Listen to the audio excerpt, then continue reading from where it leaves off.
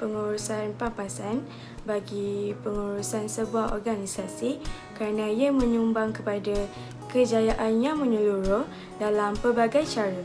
Seterusnya, jika pengurus menghargai nilai pelaburan dalam modal insan, kegembiraan warga kerja dan nilai gaji yang kompetitif, pengurusan pampasan akan menjadi lebih efektif.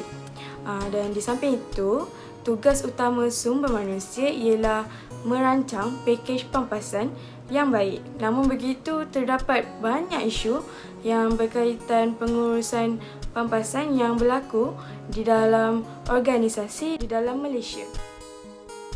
Ni saya nak explain tentang rumusan daripada artikel yang kita orang kaji. So, artikel yang kita orang kaji adalah berkenaan dengan bekas pekerja ASA yang mendakwa bahawa pampasan yang diterima tidak setimpal. So, hal ini sangat penting kerana ianya melibatkan hak pekerja.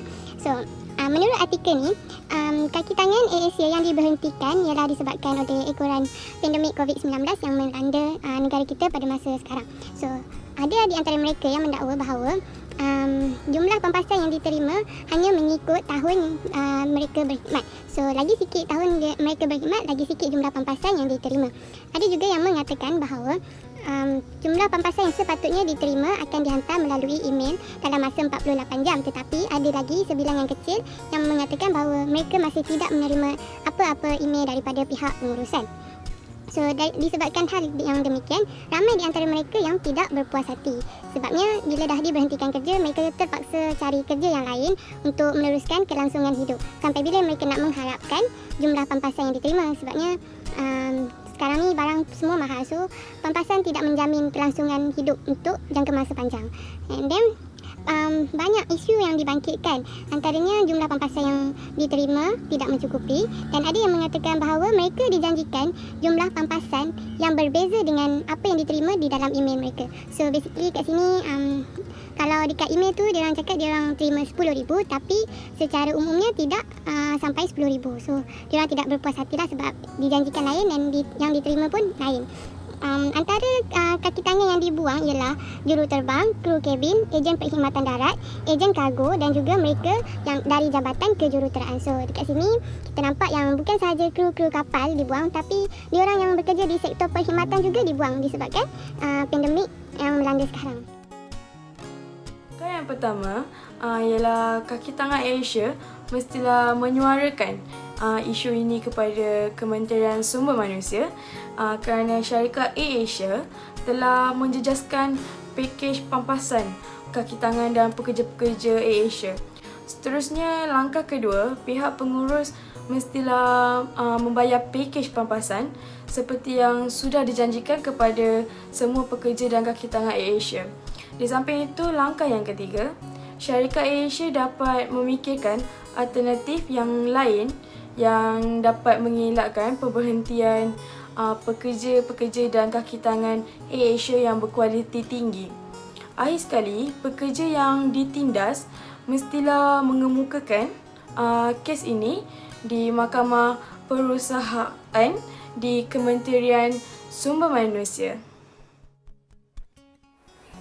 Dalam kajian kes yang pertama, untuk menyelesaikan bagi artikel bekas kaki tangan ASN yang mendakwa bahawa mereka tidak mendapat yang telah kami rujuk dalam model bayaran gaji, syarikat tersebut sepatutnya menggunakan dasar strategi pentadbiran yang menggunakan teknik penilaian seperti belanjawan, perancangan dan juga komunikasi. Syarikat Air perlu membuat perancangan yang baik dalam menyediakan pampasan kepada para pekerja kerana pampasan tersebut amat berguna untuk menyara kehidupan mereka ke arah seterusnya. Perancangan yang dibuat dengan tidak teliti mampu merosakkan imej syarikat dan untuk mengelak sebarang kejadian yang tidak diingini berlaku. Alat seterusnya adalah belanjawan. Syarikat penerbangan AirAsia dapat mengetahui status belanjawan. Belanjawan dibuat dengan memulakan perancangan yang dilihat dari segi keupayaan kewangan organisasi. Syarikat mestilah membuat perbentangan belanjawan atau perbentangan bajet bagi masa pandemik virus COVID-19 bagi mengukur perbelanjaan bagi syarikat dalam menjalankan syarikat penerbangan. Penilaian yang menggunakan alat belanjawan ini amatlah penting untuk diuruskan bagi mengelakkan berlakunya perbelanjaan yang berlebihan dengan hasil pendapatan syarikat. Seperti yang berlaku kini, syarikat telah menghadapi kesukaran dalam membendung kos. Disebabkan pandemik ini, banyak syarikat penerbangan telah terjejas, termasuklah syarikat AirAsia, sehingga menyebabkan syarikat perlu mengurangkan jumlah pekerja dan hal ini berkait dengan kekurangan keuntungan dan akan menjadikan syarikat gagal untuk membayar gaji pekerja dan pampasan yang cukup buat pekerja yang telah dibuang kerja. Alat terakhir adalah komunikasi. Seringkali kita mendengar pepatah orang putih yang mengatakan communication is the key, iaitu komunikasi adalah kunci kepada setiap jawapan. Komunikasi dalam syarikat amatlah penting bagi memulakan dan memudahkan segala proses dan urusan di dalam organisasi. Komunikasi bukan hanya majikan kepada pekerja, malah pekerja juga boleh menyuarakan pendapat atau pandangan terhadap perjalanan masa depan syarikat. Sekiranya komunikasi dalam syarikat berjalan dengan baik, kemungkinan masalah-masalah tidak akan berlaku. Contohnya, sekiranya syarikat berkomunikasi atau berinteraksi dengan pekerja tentang apa yang syarikat sedang hadapi, mungkin syarikat dan pekerja dapat mencari alternatif yang lain selain daripada membuat keputusan untuk membuang atau memberhentikan pekerja. Daripada teknik dan alat yang digunakan, ini akan dapat mencapai objektif strategik seperti kecekapan, adil dan pematuhan undang-undang. Dasar strategik dan teknik ini adalah untuk mencapai objektif strategik. Dengan menggunakan teknik ini, objektif strategik dapat dicapai dan dapat mengelakkan daripada berlakunya ketidakadilan terhadap pekerja dan pemberian pempasan tersebut tidak akan berlaku.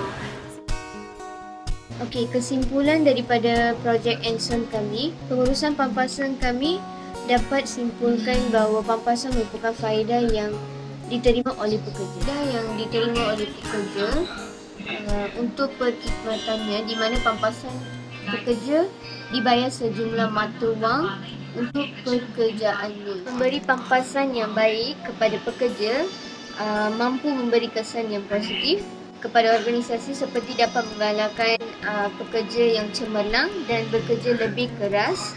Seterusnya, syarikat dapat pekerja yang berkualiti, memudahkan proses.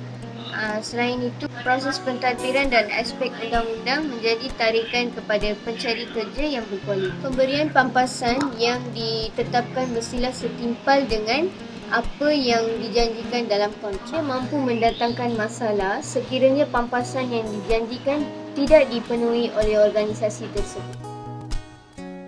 Terima kasih.